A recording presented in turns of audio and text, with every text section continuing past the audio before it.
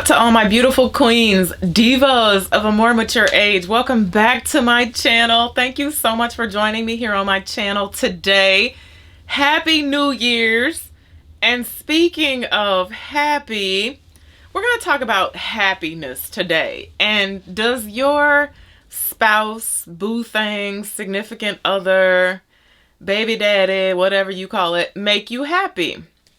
I had a major moment. I had a major epiphany. I realized one day that I had spent the first 365 days of my marriage telling my husband, reassuring my husband that he did not make me happy. He was not making me happy. He would be like, "How you doing today?" I'd be like, I'm good, but you don't make me happy." I would be sitting around looking crazy in the face. He would be like, "What's wrong?" I would be like, "You don't make me happy." And he honestly would be, sometimes he would be like, "Well, what I gotta do? What am I supposed to do? What do you want me to do to make you happy?" And I could never answer the question. I just couldn't answer the question. I'd be like, "I don't know. I don't know what husbands do to make their wives happy because I've never been somebody's husband, but I want to be a happy wife." So before I got married, I had mastered the art of making myself happy. And I've talked about this. I was in a place and in a space that I had never ever been in before. I was super duper happy. I learned how to do things that made me happy, that made me feel good. Gardening and meditation and being surrounded by my friends and my family and crafting and playing in makeup, all these things that I learned how to do, taking long baths, stuff that made me happy, learning about myself, learning how to love myself. And I had never been in that place before. But what happened was I also didn't get any relationship practice because of the fact that I was single and I wasn't dating, and I was simply focused on making myself happy while with myself and by myself. So I was confused, right? I got married. I said I do. And I didn't say to my husband, but I said to myself, okay, now my happiness is your responsibility. It's your responsibility to make me happy. And I know a lot of women who have done this, and I know a lot of women who are doing this, and I talk to women, they email me, they're like, "I've been with this man for 15 years and I'm not happy. He doesn't make me happy." So let me explain today why I feel like it's not a man's responsibility to make you happy. It's not your husband's responsibility. He's not, even though, happy wife, happy life, what the queen wants, the queen shall have, because we want the queen to be happy. Even though men say these things, they don't have the ability to make you happy. So when I came into my marriage, I came in full speed ahead, and I said my main objective was, I'm going to do this thing different. I'm going to do it right. Because my ex-husband didn't make me happy. My ex-boyfriends didn't make me happy. Other people didn't make me happy. So I wanted to do this thing totally different. I wanted to be a different person. I wanted to be that wife. And I came in here like a bat out of hell being that wife. Cooking, cleaning, catering, laundry, shopping, this and that. Are you okay? Is there anything you need me to do for you today? Is everything? And being a wife is a lot of work. Like, I don't care what anybody says. Men can say what they want to say.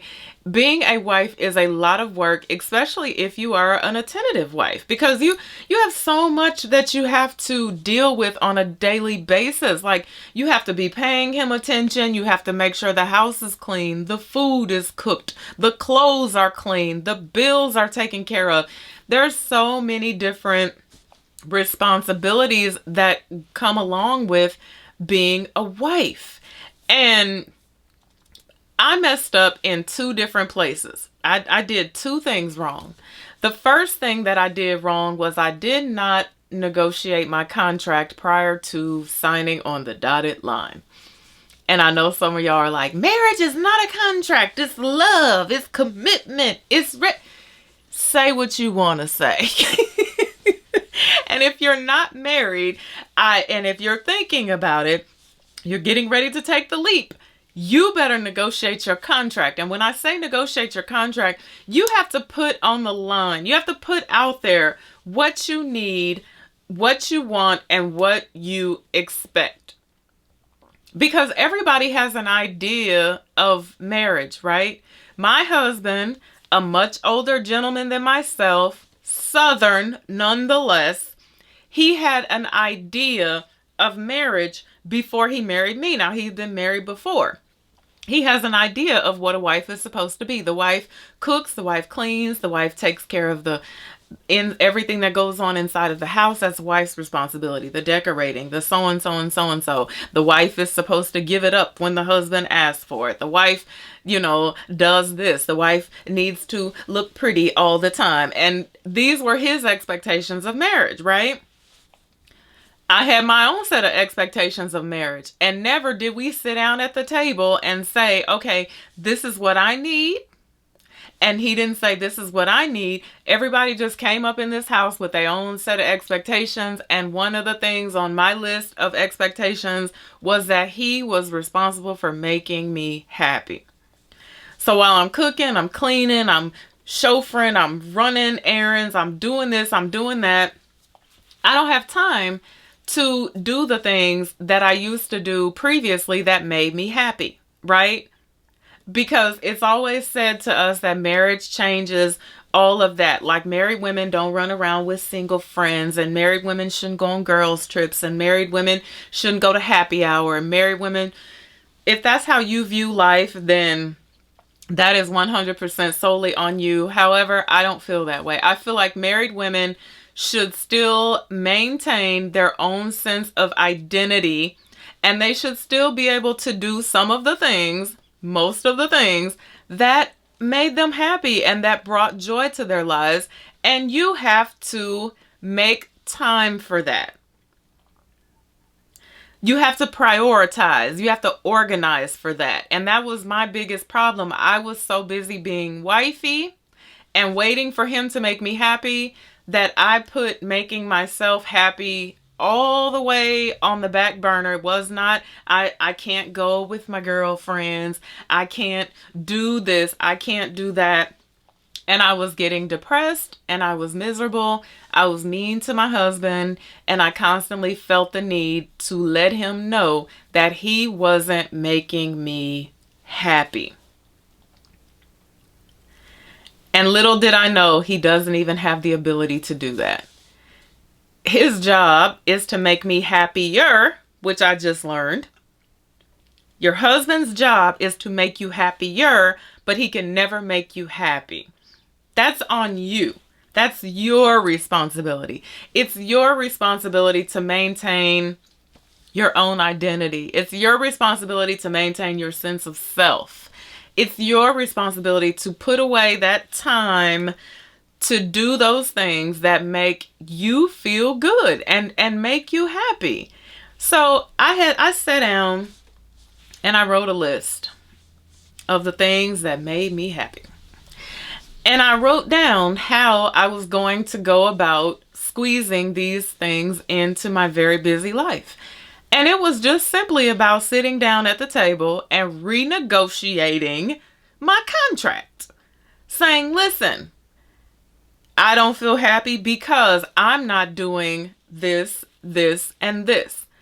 I don't make time for myself to do the things that make me feel good and make me feel happy. So on Tuesdays, I don't do you. I do my fingernails, I do my hair, I go out with my girlfriends, I go shopping, I go thrifting, I write, I read, I bathe, I do whatever it is I want to do. I don't cook food, I don't do laundry, I don't clean house. I do the things that make me happy. And every day, I do something throughout the day that makes me happy. And I think that if we go into marriage knowing this and understanding this, if we go into marriage whole and happy and fulfilled, then you never get to a place to where you are constantly looking to someone else to make you happy. Men have mastered the art of this. I figured this out because I was also always telling my husband he was selfish. I was like, "You're so selfish. You're so selfish. You're selfish." But at the end of the day, men have mastered the art of what makes them happy, of making themselves happy. I've never had a man come sit down with me and say, "You don't make me happy." And if they feel that way, well, they go out and make themselves happy now, don't they? Men, they master this. They know how to sit down and watch a football game. They know how to go play golf. They know how to go hang at the cigar bar with their friends, or go sit over to their friends and have a cocktail when they're not feeling at one with themselves, or when they're not feeling happy. They know how to make themselves happy. And if we think like them in that aspect, then I feel like there would be a whole lot less drama in marriages.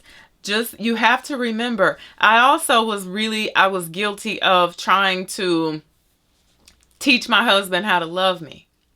And when I heard Iyanla say this, it made the hairs on the back of my neck stand up, because she said, "You can't teach people how to love you.